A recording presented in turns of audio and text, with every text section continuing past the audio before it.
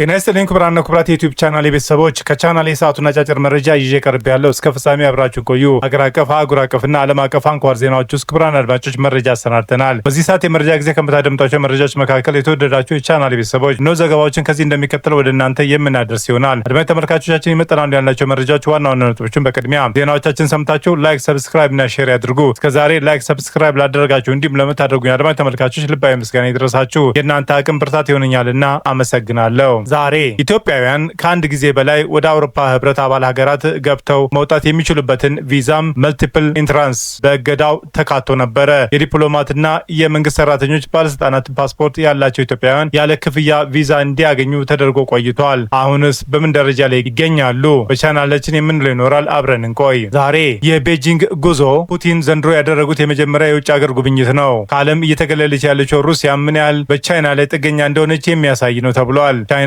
የሩሲያ ነዳጅ በግንባር ቀደምትነት የምትገዛ ሲሆን ሁለቱ ሀገራቶች በምዕራባውያን ተነጥለው ወዳጅነታቸውን ማጠናከር ይፈልጋሉ። ቻይናና ሩሲያ ለምን የቅርብ ወዳጅ ሆኑ? በቀጣይ በምን ደረጃ ላይ ሊሆኑ ይችላሉ? ጉዳዮቹን አብረን የምንለው ይኖራል። አብረን እንከታተለው። በዝርዝር የምታደምጧቸው መረጃዎች በቻናላችን ይዘናል። ሁሉንም በዝርዝር እናስደምጣለን። እስከ ፍጻሜ የቆዩ ዝርዝር መረጃውን ያድምጡ ግብዣዬ ነው። ሁሉንም ከኢትዮ ፍቅሩ ዜና ወደሚደርሳችሁ ዝርዝር መረጃ አለፍኩ። አብረን እንቆይ።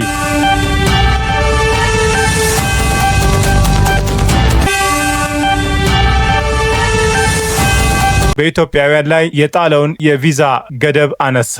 የአውሮፓ ህብረት ከ2 ዓመት በፊት በኢትዮጵያውያን ላይ የጣለውን የቪዛ ገደብ ማንሳቱን አስታወቀ። የኢትዮጵያ መንግስት በህገወጥ መንገድ በአውሮፓውያኑ የሚኖሩ ዜጎችን ለመቀበል ያሳየውን ተባባሪነት አናሳ ነው በሚል በኢትዮጵያ ላይ የቪዛ ገደብ ተጥሎ ቆይቷል። የአውሮፓ ህብረት ምክር ቤትም በድረገጹ ባወጣው መግለጫ በህብረቱ አባል ሀገራቶች ውስጥ በህገወጥ መንገድ የሚኖሩ ኢትዮጵያውያን በመለየትና ወደ ሀገራቸው በመመለስ ረገድ መሻሻሎች ስለታዩ ገደቡ እንዲነሳ ተወስኗል።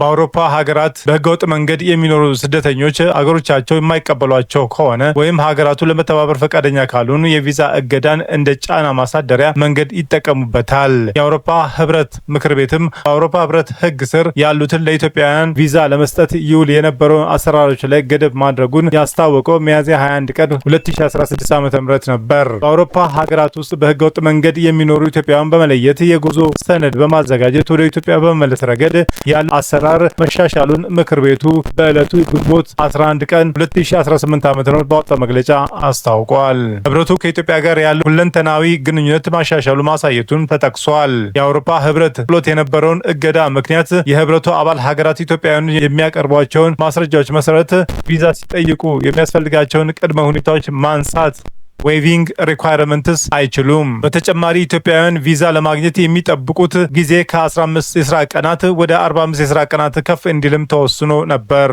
የቪዛ እገዳው በተጣለበት ወቅትም አውሮፓ ህብረት ውሳኔው ዳግመኛ እንዲያጤነው ኢትዮጵያ ጠይቃ እንደነበረ ይታወሳል።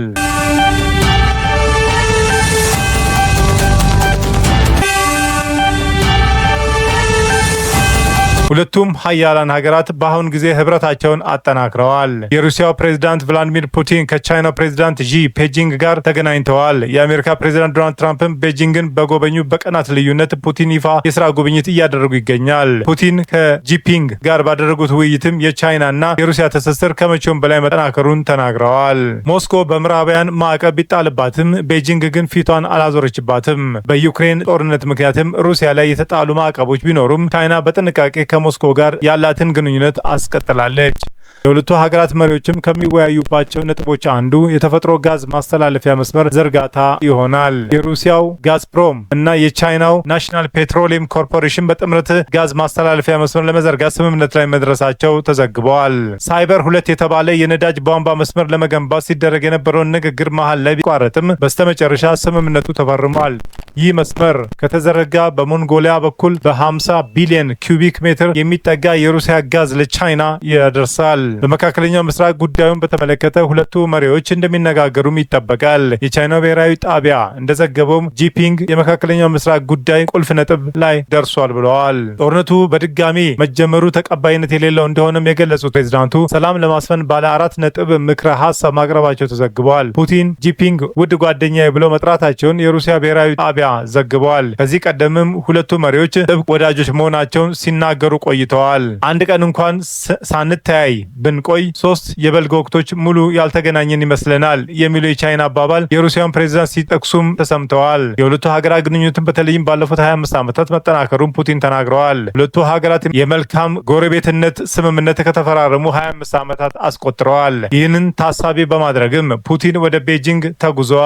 ከቀናት በፊትም ትራምፕ በቤጂንግ ደማቅ አቀባበል ተደርጎላቸው ነበር። የጥሩ ጎረቤቶች ስምምነት ምጣኔ ሀብታዊና ዲፕሎማሲያዊ ትስስር ለማጠናከር ያለመ ነው። ሁለቱ ጎረቤት ሀገራት ወታደራዊና የመከላከያ የትብብር ማዕቀፍ ላይም እስከ ስምምነት ተደርሷል። ስምምነቱ መጀመሪያ ላይ የተፈረመውም ከ20 ዓመት በፊት በፑቲንና በቀድሞ የቻይናው መሪ ጂያንግ ዛሚን መካከል ሲሆን ለ5 ዓመታት እንዲራዘምም ተደርጓል። አሁንም ስምምነቱ በድጋሚ እንደሚራዘም ተዘግቧል። በቀጣይ ዓመት የቻይናው ፕሬዝዳንት ሞስኮን እንዲጎበኙ ፑቲን ጥሪ አቅርበዋል። ጉዞ ዓለም አቀፍ መረጋጋትን እንደሚያረጋግጥም ገልጸዋል። ጂፒንግ ለመጨረሻ ጊዜ ሞስኮ የሄዱት አምና ግንቦት ላይ ነበር። ፑቲን የሁለቱ ሀገራት ግንኙነት ጠንካራ ምጣኔ ሀብታዊ መሰረት ያለው መሆኑን ተናግረዋል። የመካከለኛው ምስራቅ ቀውስ በተባባሰበት ሁኔታ ሩሲያ አስተማማኝ የኃይል አቅርቦትን ታረጋግጣለች ብለዋል ፑቲን።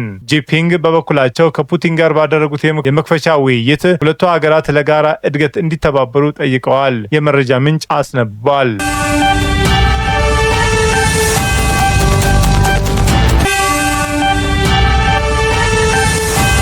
ቻናሌ ስትከታተሉ ስለቆያችሁ ታላቅ አክብሮት አለን። ውድ የቻናሌ ተከታታይ ቤተሰቦች በመላው ዓለምና በአገር ቤት ስላላችሁ ሁሉ በየዕለቱ ስኬት እንዲገጥማችሁ እንመኛለን። ዜናዎቻችን ሰምታችሁ ላይክ፣ ሰብስክራይብ እና ሼር ማድረጉ እንዳይዘነጋ፣ እንዲሁም ድጋፋችሁ አይለየን። በሌላ መረጃ ተመልሰን እስክንገናኝ በያለንበት ቦታ ሰላምና ጤና ይብዛልን።